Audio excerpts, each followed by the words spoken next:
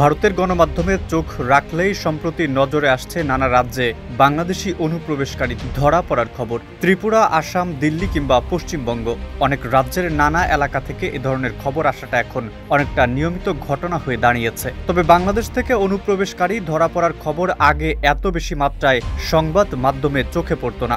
যদিও ভারত বাংলাদেশ সীমান্ত দিয়ে অনুপ্রবেশ নতুন কিছু নয়, তাহলে কি বাংলাদেশ থেকে অবৈধভাবে ভারতে আসা মানুষের সংখ্যা সম্প্রতি বেড়ে গেছে? বিএসএফের তথ্য বলছে, গত বছর আগস্ট থেকে ডিসেম্বর পর্যন্ত অনুপ্রবেশকারী গ্রেফতারের ঘটনা সামান্য বাড়লেও তা আগের 2 বছরের ওই একই সময়কালের তুলনায় উল্লেখযোগ্য বৃদ্ধি নয়।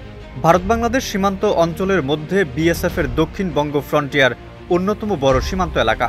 এই সীমান্ত দিয়েই মোট অনুপ্রবেশের একটি বড় অংশ ঘটে থাকে। এই সীমান্ত দিয়ে অনুপ্রবেশকারী গ্রেফতারের যে সরকারি তথ্য পাওয়া গেছে তাতে দেখা যাচ্ছে যে 2023 সালের তুলনায় 2024 সালে মাত্র 278 জন বেশি বাংলাদেশি অনুপ্রবেশকারী গ্রেফতার হয়েছেন।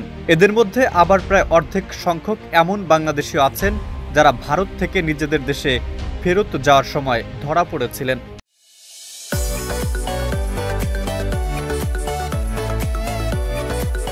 শেখ হাসিনা সরকারের পতনের পরের তথ্যের দিকে নজর দিলে 2023-এর তুলনায় 2024 সালে ধরা পড়া বাংলাদেশি অনুপ্রবেশকারীদের সংখ্যায় ফারাক মাত্র 269 জনে।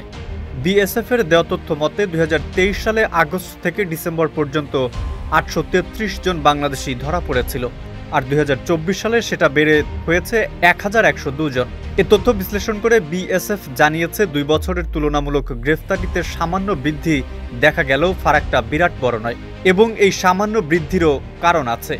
বিএসএফের ভাষ্য, গত বছর 5ই আগস্টের পর থেকে ভারত ভিসা দেওয়ার ক্ষেত্রে খুব কড়াকড়ি করেছে। মেডিকেল ভিসা ছাড়া অন্য ভিসা একরকম দেওয়াই হচ্ছে না। দুদেশেরই বহু মানুষের অন্য দেশে আত্মীয় স্বজন আছেন, নানা কাজেই তারা যাতায়াত করেন বৈধ পথেই, কিন্তু ভিসা না পাওয়ার কারণে জরুরি প্রয়োজনে তারা অবৈধভাবে আসার চেষ্টা করছেন। এদিকে হঠাৎ করেই ভারতীয় গণমাধ্যমে অনুপ্রবেশের খবর বেশি প্রচার হওয়ায় সেদেশের গণমাধ্যম বিশ্লেষকদের নজরে এসেছে এটা। শেখ হাসিনার সরকারের পতনের পর থেকে অনুপ্রবেশকারী ধরা পড়ার খবর বেশি প্রকাশিত হচ্ছে বলে দাবি ভারতীয় গণমাধ্যম বিশ্লেষকদের।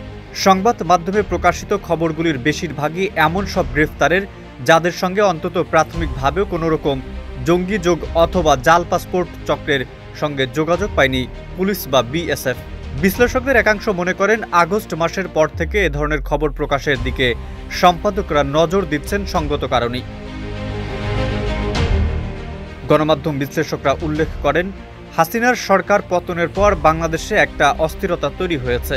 এমনকি বাংলাদেশের গণমাধ্যমেই খবর প্রকাশিত হচ্ছে, দাগি অনেক সন্ত্রাসীকে ছেড়ে দেওয়া হয়েছে। ওই ছাড় পাওয়া ব্যক্তিরা যারা সন্ত্রাসী কাজে জড়িত থাকার অভিযোগে বন্দী ছিলেন অথবা অন্য কোনো সাধারণ অপরাধী ঢুকে পড়েছে কিনা তা নিয়ে একটা উদ্বেগ কাজ করছে, তারই প্রতিফলন দেখা যাচ্ছে প্রকাশিত খবরেও। তবে বাংলাদেশ থেকে ভারতে অনুপ্রবেশের ঘটনা নতুন নয়। দুই দেশের সীমান্তের ভৌগোলিক অবস্থানের কারণেই এই সমস্যা বাংলাদেশ স্বাধীন দেশ হওয়ার আগে থেকেই রয়েছে। এছাড়া এখনও ভারত বাংলাদেশ সীমান্তের কাঁটাতারের বেড়া বহু জায়গাতেই নেই। মেহেদী হাসান, ইত্তেফাক।